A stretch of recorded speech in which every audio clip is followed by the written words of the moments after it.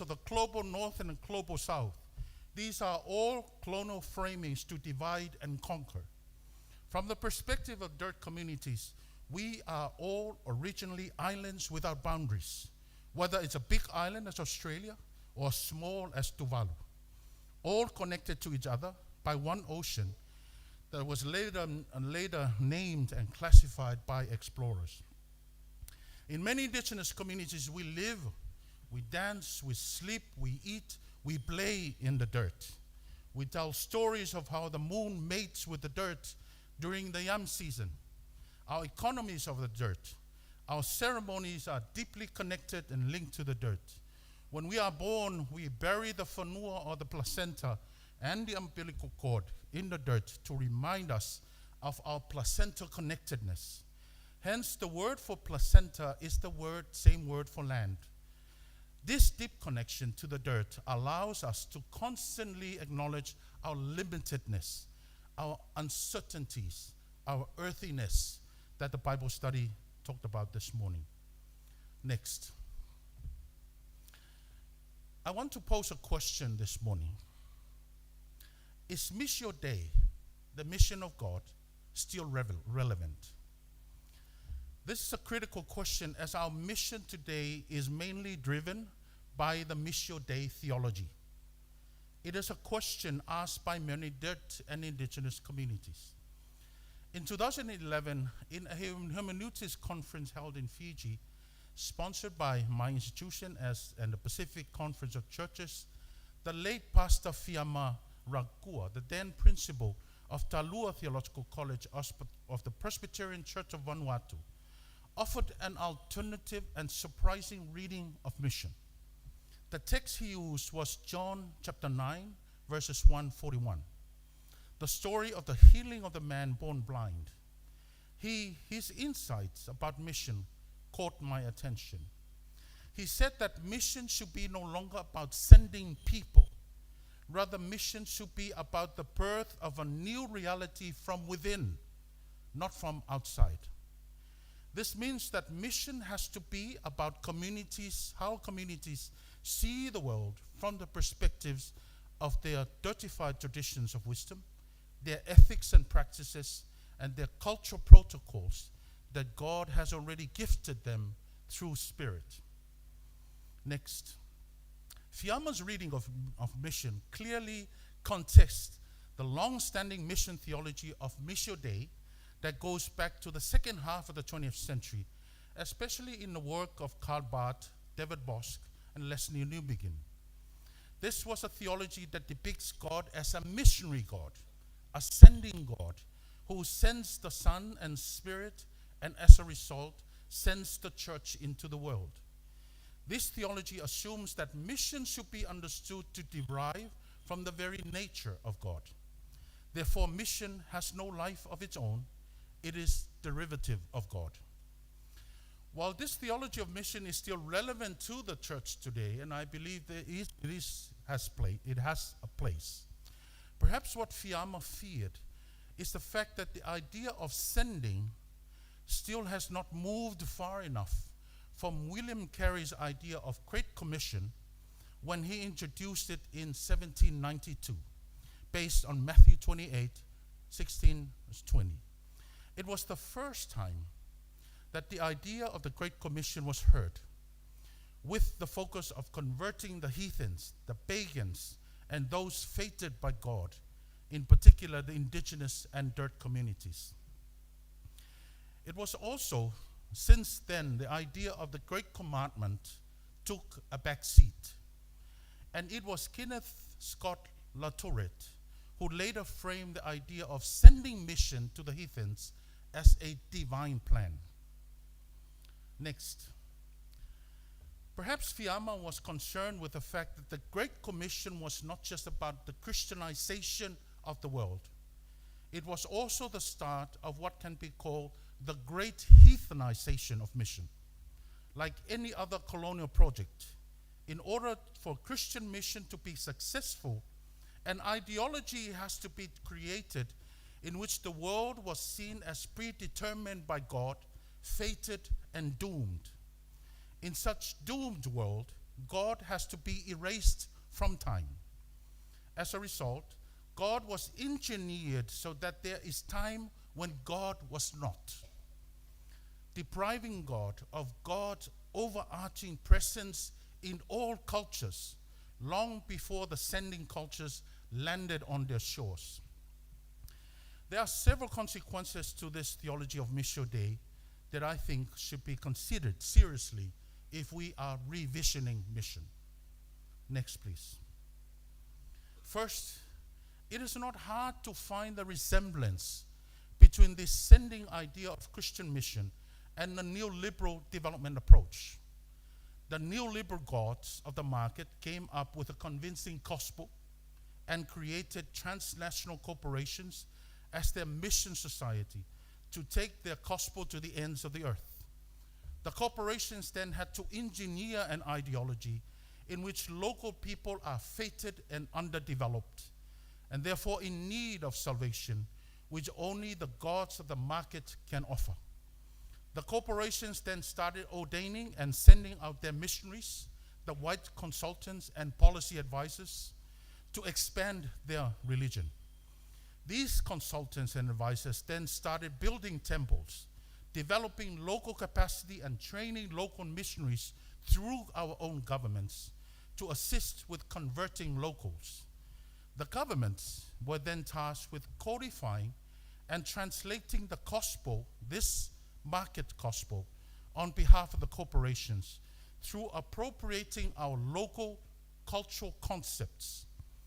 In this framework, it doesn't matter if locals are declared independent as long as they continue to believe that they are fated and in need of salvation.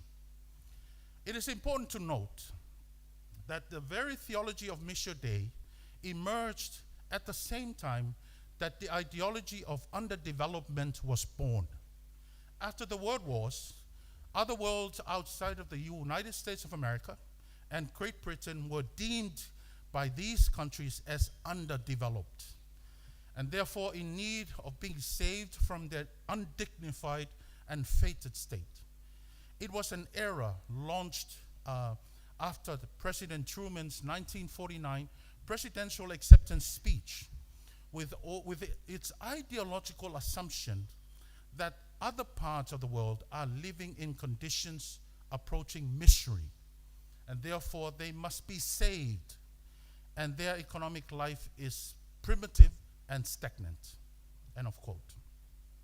Since then, according to Sachs and Esteva, development has meant, and I quote, to escape from the undignified condition called underdevelopment, and catching up was declared to be the historical task, end of quote. Second, Missio Dei has gone not far enough in dealing with difference. Our sense of mission has been for centuries reinforced an inherent racism and violence of binaries, where we normally favor categories such as heaven over earth, a supreme God over suffering God, the Christ of faith over Jesus of history, the center of the margin, white over black, economy over ecology, you name it. In other words, our mission theology today struggles to deal with differences because our mission theology has not moved far beyond from the Western philosophical tradition of competing contradictions, a philosophical tradition that focuses on logical deduction and elimination of the other in order to arrive at the so-called truth. Next. I grew up in a huge extended family of about 30 plus people who all ate from one pot. Because of the both end way of thinking and the whole of life way of thinking, we did not just grow up together, we grew in together. This is a very deep way of living, because we grew up being reminded that we live in multiple, integrated, multidimensional world. The only way to navigate that complex world was to live with our differences. By growing into each other, we were trained that in order to maintain and keep our household, we must constantly navigate and negotiate our differences and contradictions. We live in communities that embrace mutual contradictions rather than competing contradictions, where boundaries between worlds, such as the material and the spiritual, the living and the dying, constantly move and shift to inform one another. For many of us who are shaped by an integrated view of life, the idea of mission from the margins is, of course, elusive. This is because dirt communities don't have centers and margins. We don't divide the public and the private. They only have a complex integrated household that only flourishes by acknowledging differences. What we use as materials for weaving our mats on land are the same materials we use to create sails for our navigating canoes on the ocean. We don't say we have land, rather we say we are land. We don't have ocean, we are ocean. We don't have relationship, we are relationship. We don't have spirit, we are spirit. Next, please. The problem with mission today is that the conversation around embracing differences and diversity is very shallow, and it is purely based on growing together rather than growing in together. The former treats our differences as a problem to unity. The later treats differences as key to our unity. I am reminded here of a Tongan womb word bora called afato. Afato can live together in one piece of food, but no afato dares to cut its hole next to the other boras inside, despite the fact that they belong to the same family. Afatoism is a kind of mission focus we see today, in which we can live next to each other, but we cannot live with each other. We can grow up together as long as the other doesn't mess with my belief system and my truths I hold dear. Here, cultural difference is reduced to choices, and intended harmonies are based on superficial avoidance of contradictions. Next. This is why the model of inner breeding, I use this model because I grew up in a farm, and I know the inner breeding as an agricultural model.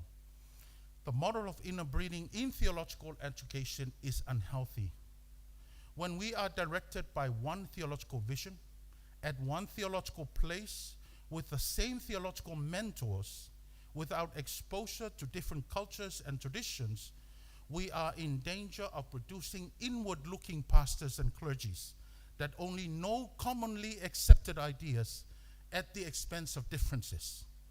Here, we understand mission as only church, not public, not ecological, not in the faith. Improving missions means that we need to relook at transforming theological education to adopt a whole-of-life vision. The certification of mission not only requires decentralization, removing mission from the epicenter of Western Christianity, it is also about decentralizing the powers of the church, the clergies that are embedded in our constitutions and our doctrines in order to relate to others who are different. Next. Third, until we relanguage or restory the idea of the one truth, we will struggle to go far in protesting against empires, because it is the very tool of empire, which is one truth. Challenging the savior narrative, or what I call oneification system. The concept of one truth was and still is a hallmark of Western cultures that dominantly shaped the theology of mission. Oneification is an ultra-reductionist project that believes that there is only one constituent source of goodness. That is, everything, no matter the diverse, must dissolve into one reality and one truth.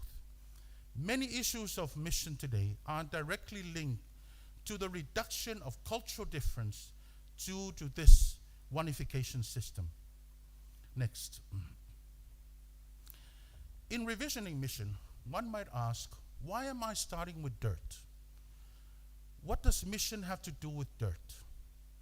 What is mission in dirt communities always about, why is mission in dirt communities always about the relationship with land, ocean, rivers, and mountains? In particular, what does God have to do with dirt? A dirtified theology of mission reimagines God as a dirtified God. It finds its language in the dirtified movements and dynamics of experiences and struggles of the dirt communities that see dirt as the basis for understanding their struggle, as well as their alternative ways of responding to death-dealing forces. It should be a theology that takes victimization of ecological bodies and a marginalization of dirt communities as its central theological subject. Next. When we revision mission as a mission that starts with dirt, everything changes because you're starting with what no one wants to start with, dirt. Our minds change. Our entry point to theology changes. Our mission is reimagined differently. This is because we no longer see the world through our eyes. Rather, we see the world through relations and interconnected web of struggles. We see the world from a whole of life perspective. We no longer see mission as saving and redeeming the dirt communities. Rather, we see dirt communities as critical spaces of revisioning mission. Next. By doing so, we finally recognize that Jesus' mission was all about the dirt. Most of his parables, as we saw this morning, were rooted in the dirt. He feasted in the dirt with more than 5,000 people. His economic models were of the dirt. He was killed because he stood up for the dirt communities. His mission was not so much about saving the dirt from its dirtified nature, but rather about adopting and embodying dirt as part of God's liberating mission through Spirit. Next. In other words, dirt theology is grounded in the life of the Trinity. If the Trinity is for us, means the triune ainga, a community of inextricable relationships. And if Jesus Christ is the full representation of this triune ainga, and his incarnation is the full dirtification of this ainga, as he became a person of the dirt, immersed in the depth of our dirtified cultural and ecological experiences and struggles, then it is possible to claim that in Christ, the triune ainga fully proclaimed itself as a dirtified expression of divine community. This divine dirtification means that the dirt consciousness is first and foremost part of the life of God. Emmanuel is not just about a divine resolve of God to be with us. Rather, it is God becoming dirt for us in the very heart of our dirt communities in order to genuinely become dirt for us in the very heart of the divine community. Jesus, on the one hand, through Spirit, embodies the Father's deep, dirtified love for us, and on the other hand, embodies our woundedness to be part of the Father. There is no other divine expression of liberative, dirtified love than that which God became dirt with and for us through Christ in Spirit. Divine dirtified love is also about pause, about rest, or what we call kenosis. Today we rush time, we rush development, we rush decisions, we rush education. Everything revolves around the linear concept of rushing time. And when we rush, we leave many people behind and destroy creation. When we rush, we image the Psalm saying, meaning a land never satisfied of excessive consumption of streams. Rushing violates the relational fabric of dirt communities.